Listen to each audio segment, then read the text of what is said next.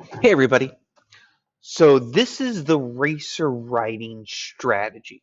And this is my video for you to go back and refer to now. And again, this is one of the most important lessons that I can teach you all year long because you can use this in 7th grade, you can use it in 8th grade, you can use this all the way through high school. If you use the racer writing strategy, you're going to become a fantastic writer. I promise you that. Now, the RACER writing strategy actually doesn't have anything to do with cars. It's an acronym, meaning that each letter represents an entire word. And so when we're talking about the RACER writing strategy, again, RACER. And this is how I want you to be writing every single paragraph moving forward. So the first thing that you have to do with every single paragraph is you need to restate the question. So you're going to be given a prompt. You have to restate the question as a sentence. Remember, moving forward, you're not allowed to assume that I know what you're talking about. So even though me as the teacher has given you the question, you have to pretend that I don't know it. So you can't just say now. So if I say, what is your favorite thing in the world to do? You can't just say running. You have to now say, my favorite thing in the world to do is, that's restating the question, and then you can say running, and by that, you've answered the question. So you will always restate the question, and then immediately after you restate the question, you answer the question. Your goal should be to do both of these in one sentence. And you should do this right at the beginning of your paragraph. I don't want you to leave me in suspense. I want you to restate and answer right at the beginning so I know what we're talking about. After you do that, you need to cite your evidence. This C is short for citation, meaning you need to find a specific quote from the text that you're going to use to prove your point. After you cite your evidence, you need to explain your answer. And this is the moneymaker. This is where you're going to get your points. This is the difference between an A and an F. How well can you explain your answer? How many details can you give me? I want you to be specific. I want those details. Finally, at the end of your paragraph, you reword your topic sentence. This is like a conclusion sentence. So again, restating and answering happens in one sentence at the very beginning. Then you cite your evidence, explaining your answer. This is most of your paragraph. In your conclusion, you reword your topic sentence. So a sample writing prompt that we looked at earlier in the year was, how does Amani try to give baby girl a better life than she has? Cite evidence from the text to support your response. Remember, this is from our story with the fire on high. So I know that the first thing that I have to do is I have to restate the question. So the first thing I need to do is I have to say, well, what is my question? And I have two sentences here, the red line and the blue line. So the question that I ask you is, which of these is the question? Well, you're going to say, well, it's the one with the question mark. And I'm going to say, you're absolutely right. This is my question. These are my instructions. This is what I am being told to do. I need to cite evidence to support your response, which, by the way, you and I already know. So as you're preparing yourself, get rid of that other info because you know what you have to do. So just look at my question. And before you start to write, you have to ask yourself, what is the important information and what am I being asked to do? So if I looked at this question, how does Amani try to give baby girl a better life than she has? Here's how I'm looking at this. And I'm going to say, okay, well, first, we're talking about Amani. So I have the character Imani. This is the first character. I have Amani, and Amani is trying to give. So Amani's doing something. Amani's giving something to baby girl. So now there's two characters. I have Imani and now I have baby girl. And baby girl is being given a better life. So Imani's giving, baby girl's getting a better life. This is what I know than she has. So Imani's trying to give baby girl a better life than she has. Than is an interesting word here because this is suggesting a comparison, meaning Imani does not have a good life, and that's the reason why baby girl is going to get a better one. So, in order to get all the points for this question, I need to talk about why Imani's life is not so great, and therefore, why does baby girl need a better one? So, to restate this, I have to turn a question into a sentence. So, if I look at this, how does Imani try to give baby girl a better life than she has? I have to get rid of the question words to turn it into a sentence. So option one, just get rid of how does. And then you can just say, Imani tries to give baby girl a better life than she has by.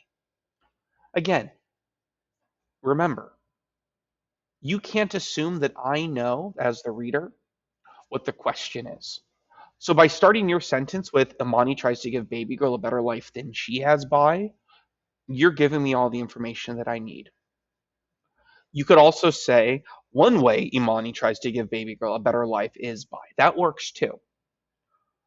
I don't want to see this. I see this a lot from students. How Imani tries to give baby girl a better life than she has is by. Because I say restate the question, so they just say, I see students say, okay, well, I'm just going to start with how again and turn that into a sentence. You can't do that because it's a question starter. Don't start paragraphs with question starters. Who, what, when, where, why, how. This does not work. So don't do it. But both of these are good.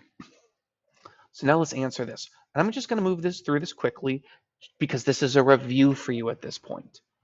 Remember, I'm putting an R first, kind of as a check mark to myself to remember, okay, I've now done the R. I need to do RACER every time. I've done my R.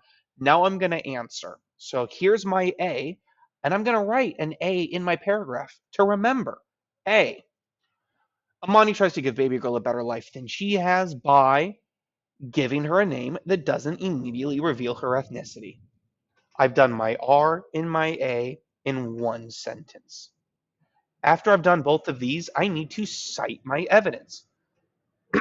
Excuse me. So when you cite evidence, once again, you have to remember and you have to assume that whoever is reading your work doesn't know about the book that you're referring to, doesn't know the story that you're referring to. So you have to tell me, you have to show me in your writing what we're talking about. So before I use an actual quote, I'm going to tell you the story that we're talking about with Amani and Baby Girl. So I'm going to say something to the effect of, in With the Fire on High, this is the book, and right here I'm italicizing it, and you can either italicize it or underline it, not both, but those are your two options. So here's the book, In With the Fire on High, by, and the author, Elizabeth Acevedo. So I've given you the book title, I've given you the author, and then I'm telling you the character who's about to speak. Imani, she says, with all of your essays that you're writing for me, I am expecting the book, the author, and the character. Imani says, I wanted to give baby girl a nice name, the kind of name that doesn't tell you too much before you meet her, the way mine does. Later in the semester, I'm going to show you that you then need to give me the paragraph number or the page number that this quote can be found on. Then you need to explain your answer. And again, explaining is where you get your points. So you need to give me several sentences in detail. And they might be obvious. Obvious sentences are okay, everybody. But again, assuming that I've never read this story before, You have to actually tell it to me. Tell me the information that you know. So I'm going to just write 3 sentences here. Amani tries to give baby girl a better life than she has by giving her a name that doesn't immediately reveal her ethnicity. Here's my quote. I wanted to give baby girl a nice name, the kind of name that doesn't tell you too much before you meet her, the way that mine does. That goes back to support your answer. And then Imani feels like her opportunities have been limited because of her name.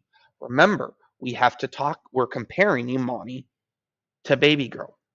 So Imani feels like her opportunities have been limited because of her name. She believes that people form opinions about her before meeting her.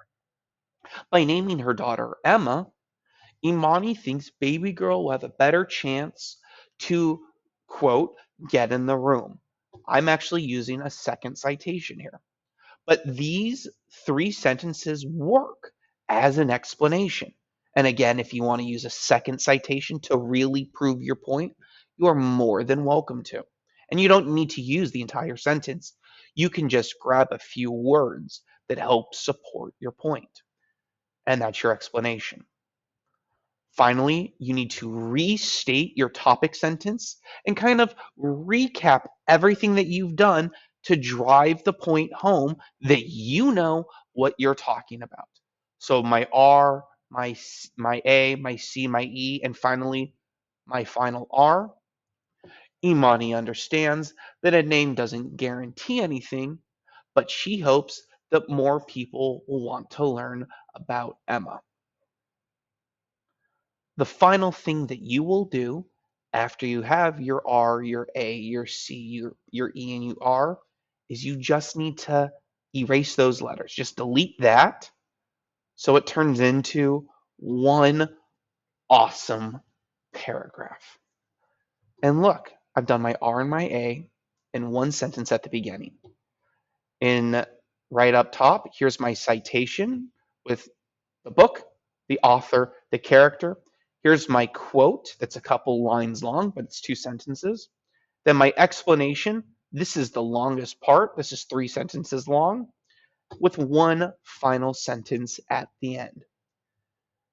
Again, if you follow the RACER formula, you will be able to write fantastic paragraphs in 7th grade, in 8th grade, and all the way through high school. If you have any questions about RACER, if you have any questions about your paragraphs at any point, always, always, always come to me and ask questions. Have a great day, everybody.